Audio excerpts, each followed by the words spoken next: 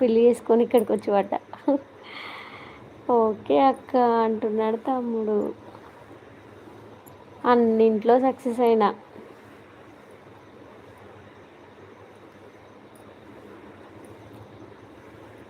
Beautician అయితే state second వచ్చిన. అక్క ఏం నాన్న నవ్వుతున్నావు? నిజంగానే పెళ్ళికి ముందు జాబు అదొక 2 ఇయర్స్ బ్యూటీషియన్ నేర్చుకున్నా. మంచిగా వచ్చింది.